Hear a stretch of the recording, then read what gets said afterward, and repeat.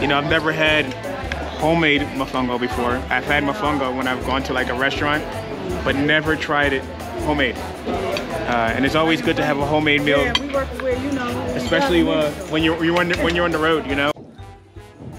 All right, so just so you guys know, none of this was planned. We didn't plan this before the week. I wasn't like, all right, chef, grab this, grab this.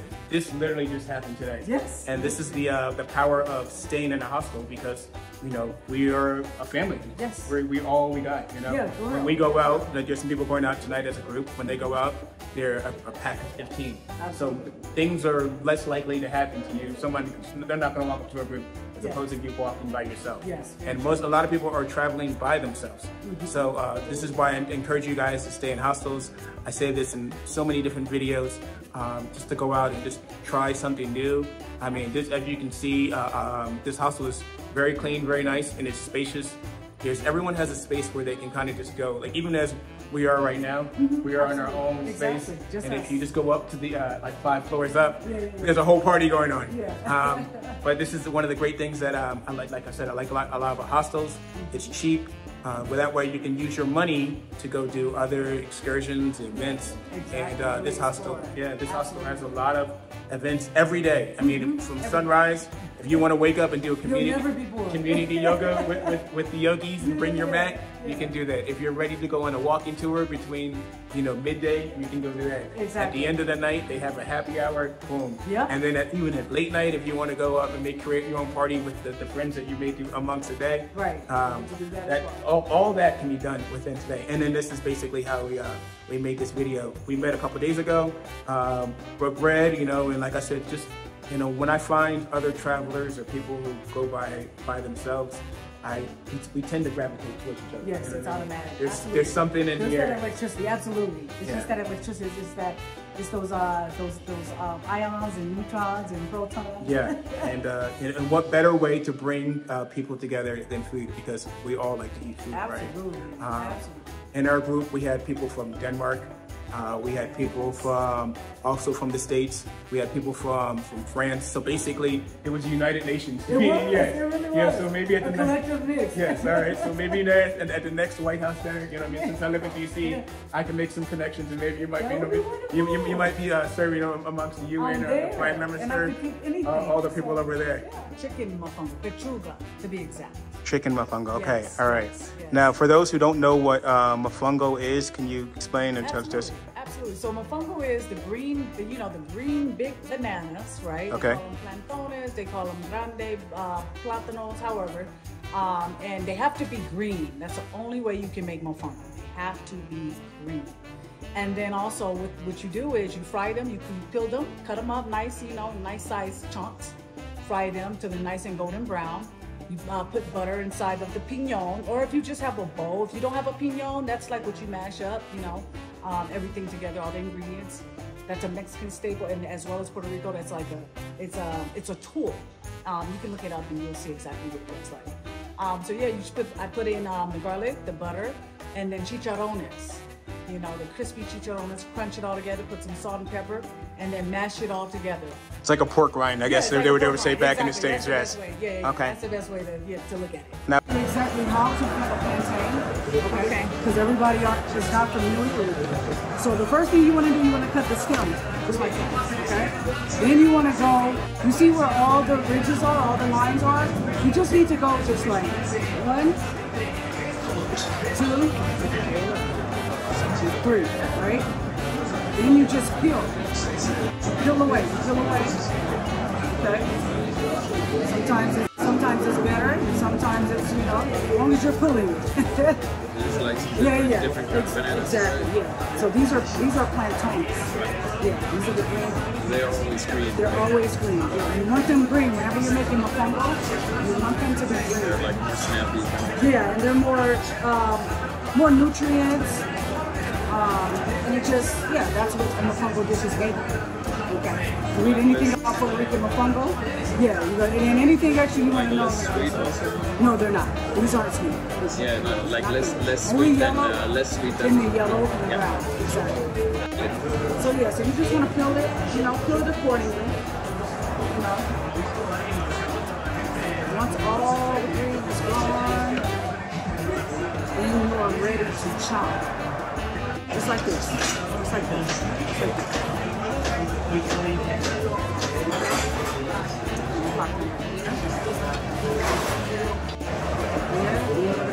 Like I had already started one.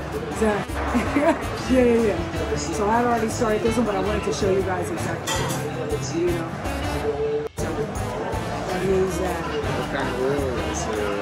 This is virgin olive oil. Yeah. Or avocado oil, whatever, because it's gonna, once they fry up, you know, I like to use avocado oil. But this is like the best. But it fries really good. Do you use avocado oil to get like a higher smoking point so you can get Yeah, avocado, yeah, but you know, in Puerto Rico, they're not doing that. They're using regular oil. So if you want an authentic Puerto Rican dish, this is the thing. But if you want to switch it up, if you want to add whatever you want to add to it, you can cook even, there's so many good stuff. I like safflower oil. Okay. That's a really good one. Safflower.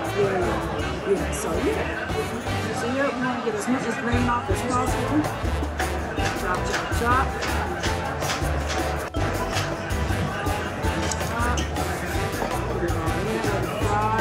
And once it gets to a nice like golden brown, you know, like a nice crispy, once it's nice and brown and crispy, then it's ready to take off. And then we're gonna put it in this is called a pilon. And this is yeah, please, thank you. It happens. So yeah, this is what we're gonna mash everything together. So once this is done, I'm going to add the garlic, the fresh minced garlic. And then I have some chicharrones, and I love this. It's a restaurant like this. Right across over here, we have the best fried chicharrones. So I'm gonna crush that in here as well with the butter. And then chop. And then we're gonna mold it. And then plate it. And then it's done. Yeah. But you know, it's a little process, but it's worth it. It's worth it. So yeah, so this, like the chicken isn't gonna take too long, so I like to get this done. Right? Because my things take too long. There's chicken done. And I've already pre-cut the chicken, so then I guess he's gonna take it.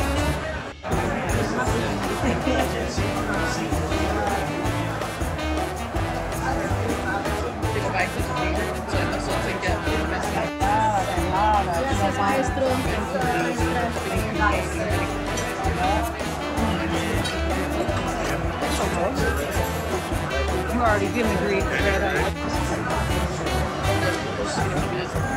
No, that's it. Yeah, I was like, I'm not gonna get the bags. It's funny, you're sure. So what we're gonna do is I crush those pieces. I know you have to do my balance. So you have to sit down. I'm missing this. Yeah. I'm sorry. Don't be sorry.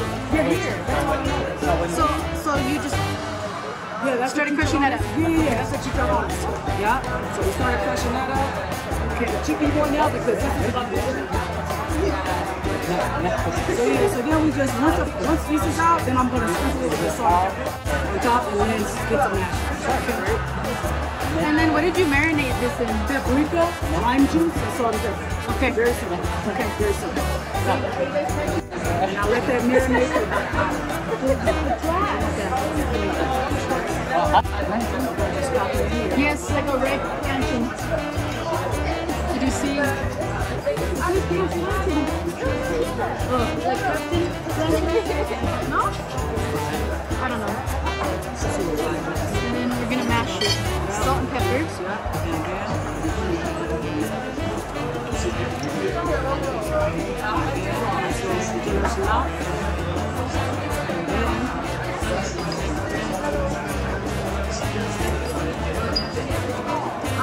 Oh, it's steaming. That's how you want it.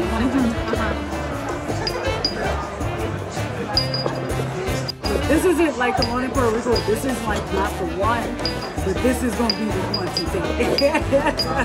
You gotta make it work with what we got. Yeah, so you want it like, so what you want it is,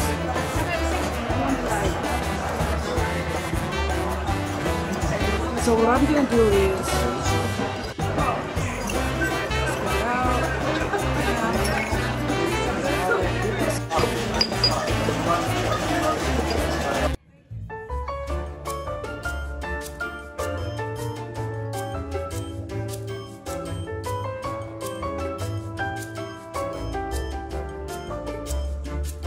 You know, I've never had homemade mofongo before. I've had mofongo when I've gone to like a restaurant, but never tried it homemade. And it's always good to have a homemade meal. Yeah, we work with, you know. Especially when you're on the road, you know, and traveling. Yeah, no, seriously. You just take the easy way out and just stop, pick up some food and things like that. But I already hear that crunch from the chicharron. So try to get a little bit of everything in one bite and see how. Yeah, you like that? Okay, good.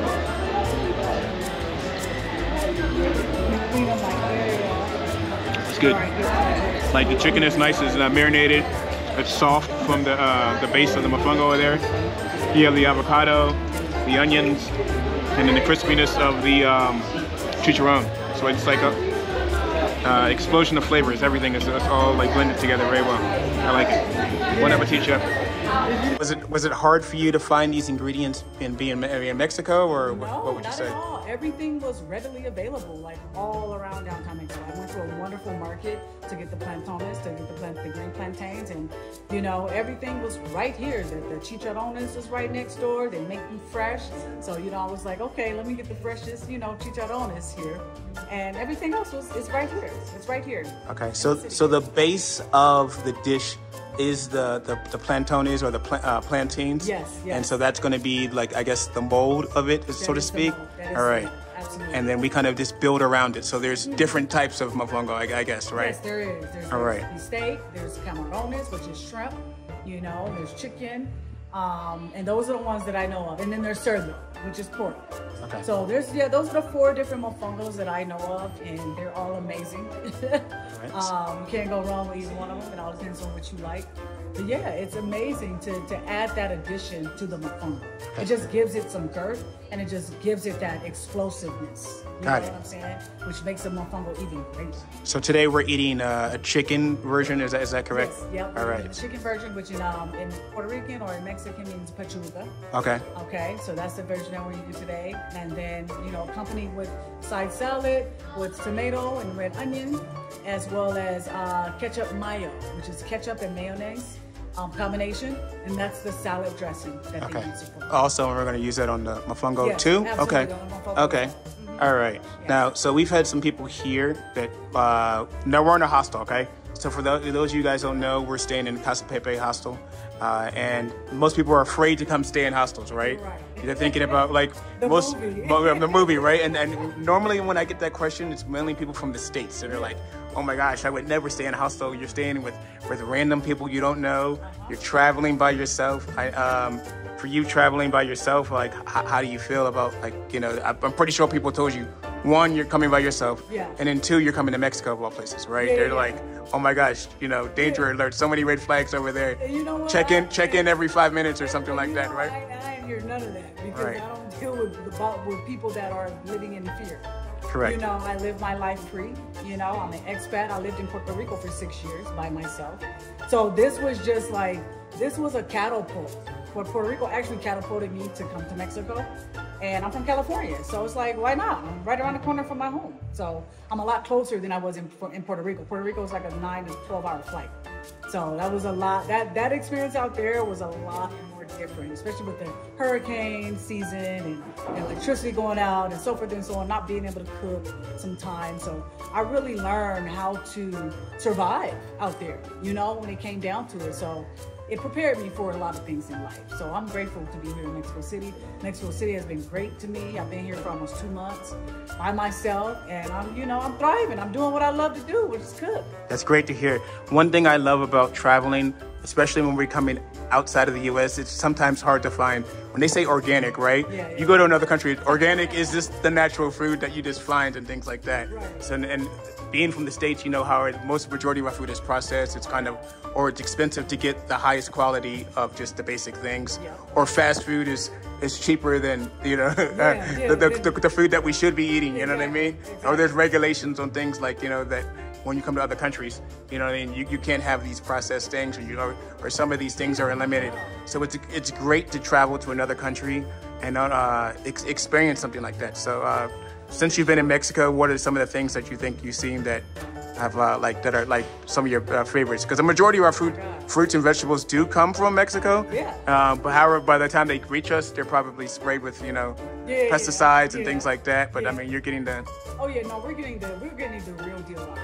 They're Okay. coming straight from the farm. They're not nothing is being touched out here. I don't feel that. Mexico's very protected as well, government wise. So as far as all that spraying goes and pesticide, they don't deal with that out here, from my knowledge. And I love that. And that was another main reason why I came, because I'm like, okay, there's a law here that says that it's illegal for them to spray in the skies, the chemtrails. So when I learned about that, I was like, okay, absolutely beautiful. I love it. So yeah, we're getting, this is as organic as it comes. And then everything really pretty much comes from Mexico. The stuff that is imported from Mexico is coming to the States. It's all coming from Mexico. So, that's the beauty about being in Mexico and actually living here and getting it hands on. Okay. Yeah. So now we're trying the mofongo dish, and like I said, I've had mofongo before, but I've never had it homemade. I've never had, I've gone to like a restaurant or, and I guess you can semi-call that homemade, but I've never had anybody that's close proximity that I got to see them make it right in front of me too as well. So for me, this was a brand new experience. And when I travel a lot too, and going out and being able to have a home cooked meal, and especially when I'm on the road, normally I always just pick up something really quick on the go because I'm on to the next event, or I got to do something following right after that. So it was great to even have this experience. So thank you so very much, Chef Don. Before we go, I want to make sure that the people at home know where you are, how they can find you, or if they come out to California, maybe they can schedule some type of private event or whatever. So this is your chance to look in the camera and just tell people how to find you and put your socials out. Absolutely. So you can find me. Let's start with Instagram. My Instagram is chef CHEF_Dawn DAWN with the number 8 after it. You can't miss out. I'm going to be the first thing that pop up. You can also reach me at area code 562. What's my number? 625-4662, and I'm on WhatsApp as well. And that'll be the best way to contact me. Like, I'm totally fine with that. That's a business phone more so than anything. So those are the 2 contacts that I have right now. And if I get any more, I will definitely let you guys know for sure. Okay, business only, okay? Yes, exactly. I don't want you guys, all right, come in here and be like, oh yeah, hook me up.